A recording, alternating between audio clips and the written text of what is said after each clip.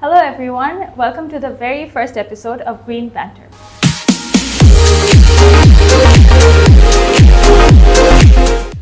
আপনাদের নিশ্চয়ই মনে এই কোয়েশ্চেনটা আসছে, গ্রিন ব্যান্টারটা কি? It is an open space for everyone to come together and rant about environmental crisis. During this time when Bangladesh ranks as the 7th country in the whole world in terms of climate change risks and second in terms of pollution, I think this conversation is crucial. And during the process, we will surely come up with solutions, suggestions, and spill some tea that you've never heard before.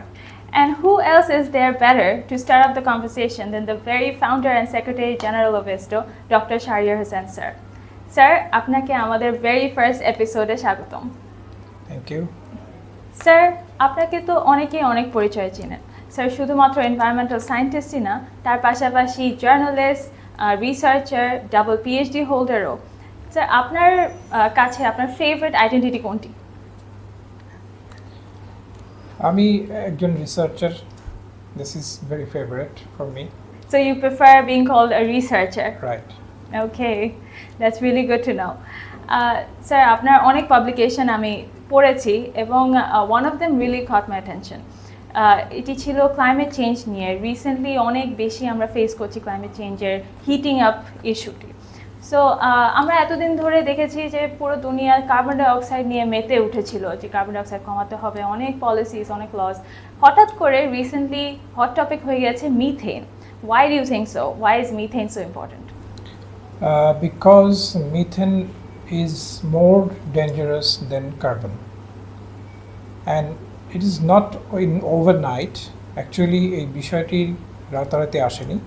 এটি নিয়ে অনেক গবেষণা হয়েছে, আলোচনা হয়েছে এবং finally দেখা গেছে যে কার্বন ডাই অক্সাইড যে পরিমাণ এমিশন ক্রিয়েট করে এবং মিথেন তার চেয়ে মোর দেন 60 গুণ বেশি, মানে 60 ভাগেরও বেশি এমিশন রিলিজ করে এবং যেটা আমাদের গ্লোবাল ওয়ার্মিংয়ে ইম্প্যাক্ট ফেলছে। এবং গ্লোবাল ওয়ার্মিংয়ের সেই ক্ষেত্রে বলা যাচ্ছে যে কার্বনের চেয়ে মিথেনের এমিশনটা অনেক বেশি হচ্ছে। এর ফলে আমরা যেটা এই যে তাপমাত্রা বেড়ে যাচ্ছে, এটা একটা মানে অন্যতম কারণ হিসেবে দেখা হচ্ছে। ফলে যেটা হচ্ছে যে ক্লাইমেট কপে এই বিষয়গুলি এখন জোরালোভাবে আসছে এবং বেসিক্যালি COP28 থেকে এটা জোরালোভাবে আসছে এবং ফরচুনেটলি COP28-এ আমি এবং আমাদের টিম, এসডো টিম, এটাকে প্রথম লঞ্চ করি। আমরা এই বিষয়টি ইন্টারন্যাশনাল অ্যাটেনশন ক্রিয়েট করার চেষ্টা করি and successfully we have done this impact. If I'm not wrong, that project is probably called low methane. Right. Am I right? Could you tell us a bit more about that? Actually আমরা প্রথমে যেটা COP28-এ তুলে ধরার চেষ্টা করেছি যে বাংলাদেশের সিচুয়েশনটা কি মিথেন এমিশনে। বাংলাদেশ কিন্তু 10টা হাই মিথেন এমিটেড কান্ট্রির মধ্যে একটি এবং সেই হিসাবে ঢাকা সিটিকে ধরা হচ্ছে one of the biggest methane emitter country. তখন আমরা একটা অ্যাসেসমেন্ট করি যে ঢাকায় কী পরিমাণ মিথেন এমিশন হচ্ছে এবং সেটার উপরে একটা পলিসি ব্রিফ আমরা ডেভেলপ করি এবং সেখানেই এটা উপস্থাপন করা হয়। এবং এরপরে যেটা হচ্ছে যে মিথেন হাব ইন্টারন্যাশনালি যারা কাজ করছে এই ইউএন সিস্টেমের মধ্যে, তারা ঠিক এর আগে থেকেই কিছু প্লেস তৈরি করেছিল এবং বাংলাদেশ কিন্তু এই প্লেসে সাইন করেছে। তো সিগনেটারি কান্ট্রি হিসেবে আমাদের কিছু রেসপন্সিবিলিটি থাকে, সেই রেসপন্সিবিলিটির জায়গা থেকে আমরা লো মিথেন ইনিশিয়েটিভস, যেটা মিথেন হাব নিয়েছে, অর্থাৎ ইউএন সিস্টেমে যে কীভাবে মিথেনটাকে কমানো যায়, এটা একটা ইনিশিয়েটিভস, এটা একটা প্রোগ্রাম এবং সেই প্রোগ্রামের সঙ্গে আমরা সম্পৃক্ত হয়েছি। ওকে, আমরা সবাই জানি, আমি ছোটোবেলা থেকে আমি শিখেছি যে গ্রিন হাউস গ্যাস কত টাইপের আছে, কিন্তু মেইনলি আমরা কার্বন ডাইঅক্সাইড নিয়ে শিখি যে কার্বন ডাইঅক্সাইড কোথা থেকে বের হচ্ছে, মিথেন কোথা থেকে বের হচ্ছে, এটা কিন্তু আমাদেরকে ছোটোবেলা থেকে শেখায় না। সো এটা নিয়ে আপনার কি মনে হয় আমাদের এডুকেশন কারিকুলামটা আসলে কি রিভাইজ করা উচিত? এডুকেশন কারিকুলাম রিভাইজের কথা আমি বলবো না, আমি বলবো যে এখানে কিছু জিনিস ইনকর্পোরেট করা উচিত। যে অ্যাকচুয়ালি কার্বন ডাইঅক্সাইড নিয়ে আমরা প্রচুর পড়ালেখা করেছি, আমাদের ছোটোবেলা থেকেই কার্বন কি এটা শেখানো হয়েছে কিন্তু এখন মনে হয় এটার পাশাপাশি মিথেন কি এটাও শেখানো উচিত। মিথেনটা কিভাবে এমিট করছে, কোত্থেকে আসছে, মেজর সোর্স কি। এখন মিথেনের মেজর সোর্স হচ্ছে অর্গানিক, অর্থাৎ আমরা যে অর্গানিক ওয়েস্ট জেনারেট হচ্ছে সেটাই কিন্তু one of the major source. এছাড়াও কিন্তু মিথেন এমিশনের সোর্স এগ্রিকালচার, আমাদের তারপরে হচ্ছে লাইভ স্টক, এগুলো অনেকগুলো সোর্স আছে। যেহেতু বাংলাদেশ একটা এগ্রিকালচার কান্ট্রি, তো সেই ক্ষেত্রে আমাদের এই বিষয়গুলি জানা দরকার এবং এটা পাঠ্যপুস্তকে সম্পৃক্ত করা দরকার। জি, আই টোটালি এগ্রি স্যার। তাহলে স্যার আমরা বাংলাদেশে, যেহেতু বাংলাদেশ একটি agricultural country since you sir, বাংলাদেশে আমরা কিভাবে মিথেন এমিশন মিটিগেট করতে পারি? Do you have any ideas? বাংলাদেশে মিথেন এমিশন মিটিগেট করার জন্য আমরা যদি একবারে মূল জায়গা থেকে কাজ করি, যে যেখানে মিথেনটা তৈরি হচ্ছে, অর্থাৎ আমাদের কিচেন একটা কিন্তু বড় সোর্স। এবং যদি আমরা এটা চিন্তা করি যে কিচেনে আমরা যেটা রান্না করছি, শাক সবজি, তারপরে খাওয়ার পরে ফুড ওয়েস্ট যেটা হচ্ছে, সবগুলো যখন ফেলে দিচ্ছি, এটা হচ্ছে সোর্স। এই ওয়েস্টটাকে যদি আমরা মিটিগেট করতে পারি বা এই ওয়েস্টটাকে যদি আমরা জিরো ওয়েস্টে কনভার্ট করতে পারি, তাহলে কিন্তু আমরা ঘর থেকে মিথেন এমিশনটা কন্ট্রোল করতে পারবো। এরপরে তো আমার লার্জার স্কেলে যেতে হবে। এটা একটা কেমনভাবে করা যেতে পারে, যে আমরা যদি জিরো ওয়েস্ট মেকানিজমে যাই, দ্যাট মিন্স সেটার একটা জিনিস বলা আছে জিরো ওয়েস্ট হায়ারার্কিতে, যে আমি আমার ফুড ওয়েস্ট এটাকে ওয়েস্ট হিসাবে রাখবো না, এটাকে আমি turn to the compost. Sir, zero West মানে তো একদম জিরো করে ফেলবো না ওয়েস্ট, রাইট? নো, এটা ফান্ডামেন্টালি জিরো ওয়েস্টের মানে হচ্ছে যে ওয়েস্টটাকে কনভার্ট করা, রিসোর্সে কনভার্ট করা। তো সেই হিসাবে এটা জিরো ওয়েস্ট। তো ওটা ওয়েস্ট থাকছে না, কিন্তু আমার প্রতিদিনের যে বর্জ্য আমি তৈরি করছি সেটা যখন আমি টার্ন করছি কম্পোস্টে বা অল্টারনেটিভ প্রোডাক্টে, তখন তো এটা ওয়েস্ট থাকতেছে না, ওটা তখন একটা প্রোডাক্ট হয়ে যাচ্ছে। দ্যাট মিনস এটা resource, and that is called zero waste. Right. And এস্টোর অনেক ইনিশিয়েটিভ নিয়ে আমিও কাজ করেছি, আমি দেখেছি। সো একটা ইনিশিয়েটিভ যেটা হচ্ছে রংপুর বেদকারি জিরো ওয়েস্ট ভিলেজ করা। সো অ্যাকচুয়ালি অর্গ্যানিক ওয়েস্ট থেকে মিথেন এমিশন কমিয়ে সেটাকে ফার্টিলাইজার বানিয়ে পুরো একটা ভিলেজকে সেলফ সাফিসিয়েন্ট বানানোটা অ্যাকচুয়ালি অনেক চমৎকার একটা ব্যাপার। তো স্যার, আপনারা এক্স্যাক্টলি এই কাজটা কিভাবে স্টার্ট করেছিলেন? আপনাদের কি কখনো কোনো অবস্ট্যাকল ফেস করেনি? যেমন কিভাবে তাদেরকে কনভিন্স করলেন? তারা বলেনি করবো না? এটা হচ্ছে যে কোনো ইনিশিয়েটিভের ক্ষেত্রে বা একটু নতুন কিছু নিয়ে কাজ করতে গেলে কিন্তু প্রতিবন্ধকতা থাকে, মানুষের মধ্যে রেসিজম থাকে, মানুষ সহজে নিতে চায় না। কারণটা কিন্তু একটাই, তারা তো জানে না যে কি সমস্যা, এবং সমস্যা থেকে উত্তরণ হওয়ার পরে কি কি বেনিফিট, এটা যদি দেখানো যায় তাহলে কিন্তু পজিটিভ নোশন পাওয়া যায়। আমরা কিন্তু সেটাই করেছি। আমরা রংপুরের বেদগাড়ি যেটা ইউনিয়ন, এই গঙ্গাচড়া থানার, সেখানে আমরা দুটো গ্রামকে নিয়ে কাজ শুরু করি, এবং সেখানে আমাদের উদ্দেশ্য ছিল যে এই ওয়েস্টটাকে কীভাবে রিসোর্সে কনভার্ট করা যায়। এবং এখানে কিন্তু তাদেরকে বলা হয়েছে যে আপনারা প্রতিদিনটা ফেলে দিচ্ছেন, এটা পচে গন্ধ হচ্ছে, মশা মাছি তৈরি হচ্ছে, এবং সেটা কিন্তু আপনার হেলথ ইম্প্যাক্ট ক্রিয়েট করছে, অর্থাৎ স্বাস্থ্যের জন্য ক্ষতির কারণ হচ্ছে। আমরা কিন্তু এখানে ক্যালকুলেট করে দেখিয়েছি যে প্রতি মাসে তার হেলথ বা চিকিৎসার জন্য কত টাকা ব্যয় হয়। স্যার, তারা এটাতে মেনে গিয়েছে? কারণ ঢাকায় দেখি যে অনেক এডুকেটেড মানুষও মানতে চায় না কথাগুলো। এটা মানতে চায় না তখন, যতক্ষণ পর্যন্ত জিনিসটা তার কাছে পরিষ্কার না হবে। তারাও মানতে চায় না। আমরা যখন ক্যালকুলেট করে দেখিয়েছি যে প্রতি মাসে তার কত টাকা স্বাস্থ্যর কারণে খরচ হচ্ছে এবং কেন তার স্বাস্থ্য ঝুঁকিটা হচ্ছে, কোত্থেকে তার বাচ্চা অসুস্থ হচ্ছে, পেটের অসুখ কেন হচ্ছে, তারপরে পানিবাহিত রোগ কেন হচ্ছে, সেটা কিন্তু এই ওয়েস্ট থেকে। এটা যখন আমি তাকে পিন পয়েন্টে দেখাতে পারছি, তখন কিন্তু সে বুঝতে পারছে, রিলেট করতে পারছে। এবং যখন বলা হচ্ছে যে এটা যদি না থাকে তাহলে তো আপনার বাচ্চা অসুস্থ হবে না, আপনি নিজেও অসুস্থ হবেন না, তখন এই খরচটা কিন্তু আপনার লাগছে না, তার মানে এটা আপনার সেভিংস। সো এইভাবেই জিনিসটাকে দেখানোর চেষ্টা করা হয়েছে। তাহলে স্যার, আপনাদের তো 6 years, if I'm not wrong, 6 years ধরে বেদকারিতে জিরো ওয়েস্ট চলছে। আপনাদের এখন পর্যন্ত মিথেন এমিশন তাহলে কিভাবে এফেক্টেড হয়েছে sir? Like has it been curved? 6 বছরই তো কাজটা শুরু হয়নি, শুরু হতে আরও সময় লেগেছে। মোটিভেশন ওয়ার্ক করতে হয়েছে আমাদের প্রায় অলমোস্ট 2 ইয়ার্স। তারপরে যখন আমরা এটা শুরু করেছি, এখন যেমন ওই গ্রামের প্রত্যেকটা বাড়িতেই তারা ওয়েস্টটাকে কম্পোস্টে পরিণত করছে, অর্থাৎ আর্থ কম্পোস্টার দেওয়া হয়েছে। আর্থ কম্পোস্টারের মাধ্যমে তারা ওয়েস্টটাকে কম্পোস্ট করছে, এবং শুধু এটা তার নিজের কিচেন গার্ডেনে ব্যবহার করছে তা না, এটা কিন্তু সে বিক্রিও করতে পারছে। অর্থাৎ এটা তার অল্টারনেটিভ লাইভলিহুডে হেল্প করছে, ইনকাম জেনারেশন হচ্ছে। তো আমরা এখান থেকে দেখেছি যে কন্ডিশনটা ইমপ্রুভ করছে। কিভাবে ইমপ্রুভ করছে? যে আপনারা যদি যান, আপনারা দেখতে পাবেন যে বাড়িঘরগুলো কিন্তু আগের মতো আর নোংরা নেই, যেখানে সেখানে ময়লা আবর্জনা নেই, মশা মাছির উপদ্রব কমে গেছে। অর্থাৎ এটা কিন্তু ভিজিবল, চেঞ্জটা কিন্তু দেখা যাচ্ছে, এবং তাদের হেলথ কন্ডিশনও কিন্তু ইমপ্রুভ করছে, বাচ্চাদের হেলথ কন্ডিশন ইমপ্রুভ করছে। তার মানে এটা কিন্তু কাজ করছে, ওয়ার্ক করছে।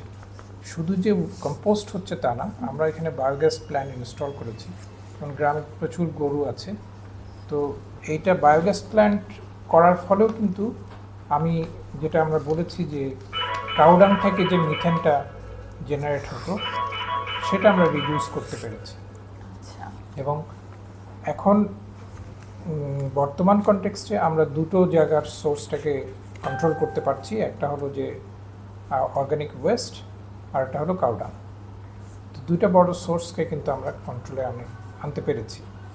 এর পরের ফেজে আমরা যাব এগ্রিকালচার সোর্সগুলোতে কাজ করতে।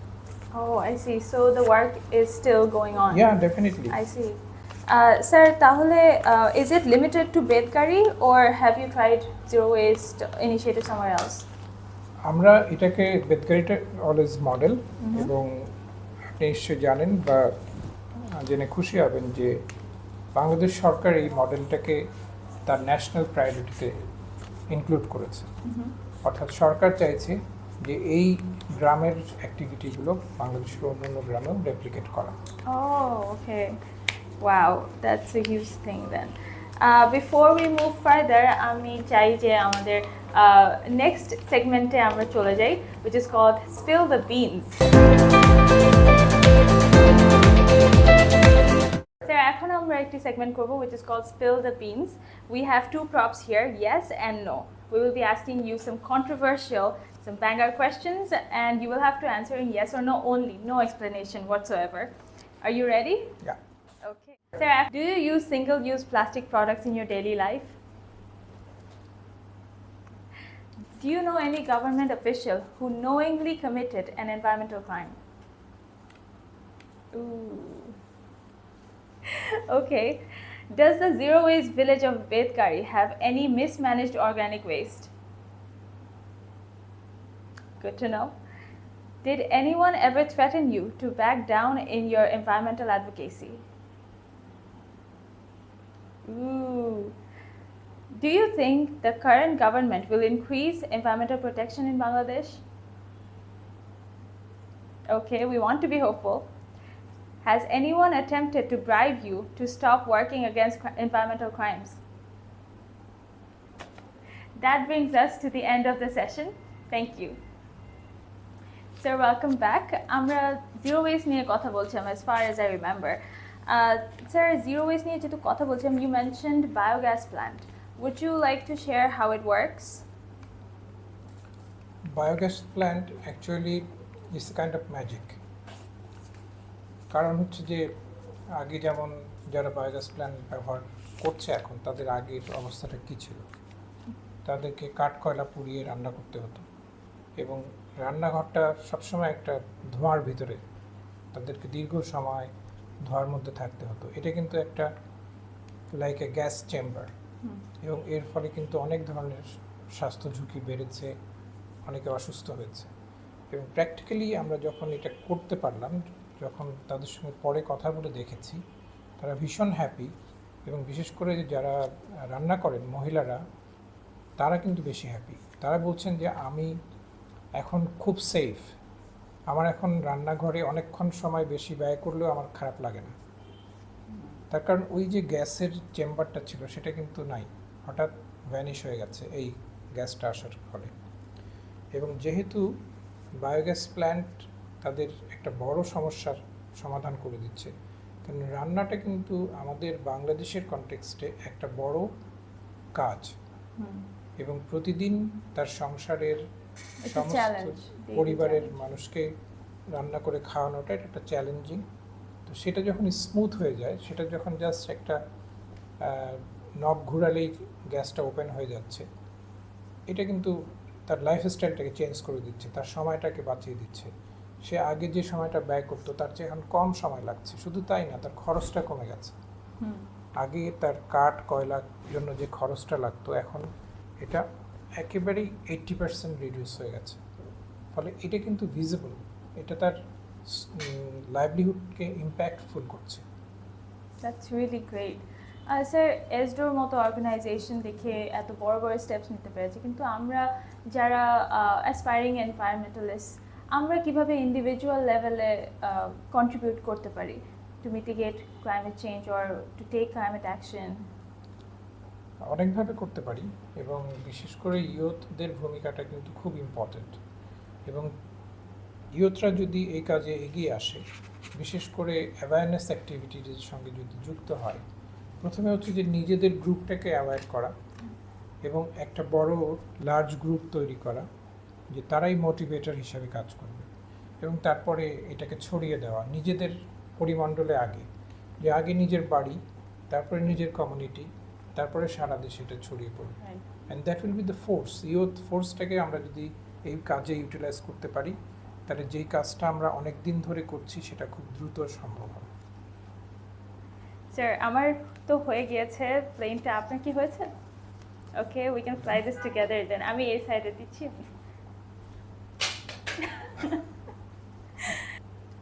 স্যার, গভর্নমেন্টের অনেক প্ল্যানস, অনেক অ্যাকশন প্ল্যানস, পলিসিস নিয়ে আমি নিজেও অনেক কাজ করেছি, কিন্তু এটা লাইক অ্যাকচুয়ালি ইমপ্লিমেন্টেশনটা কতটুকু হয় এটা আমরা সবাই জানি।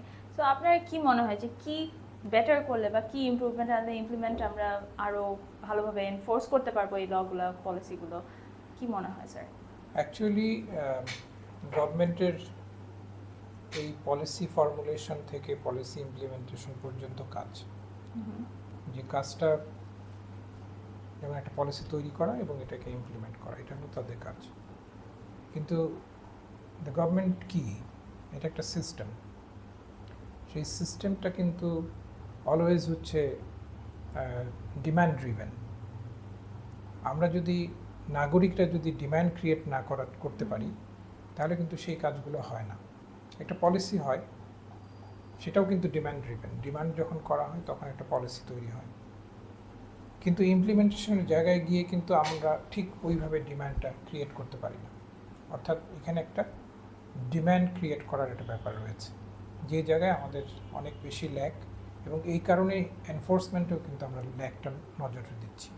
তো ফলে এখানে নাগরিক হিসাবে আমাদের প্রত্যেকের দায়িত্ব যে আমার চাহিদাটা তুলে ধরা, এবং সেটা একজন নাগরিক হিসাবে নিজের জন্য, সারা দেশের মানুষের জন্য এবং দেশের জন্য যদি আমি এই ডিম্যান্ডটাকে রেজ করতে পারি, ভয়েসটাকে রেজ করতে পারি, এবং সাথে সবাইকে নিয়ে এটা যখন একটা প্রেশার তৈরি করা যায়, তখন কিন্তু এনফোর্সমেন্টটা প্রপারলি হবে। রাইট, বিকজ হিস্ট্রি টেলস যে আমরা ইউনাইটেডলি অনেক চেঞ্জেস আনতে পারি।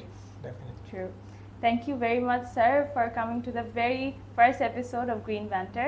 আমি আজকে অনেক কিছু শিখতে পেরেছি আপনার থেকে, আপনার ভ্যালুয়েবল টাইম আর স্কেজুল থেকে বের হয়ে আপনি আমাদের সাথে শেয়ার করেছেন আপনার experiences and everything. So thank you very much, and I hope the viewers have also learned a lot from this session and have got to know Dr. Shahriar Hussain from a personal level. Thank you very much. Bye bye.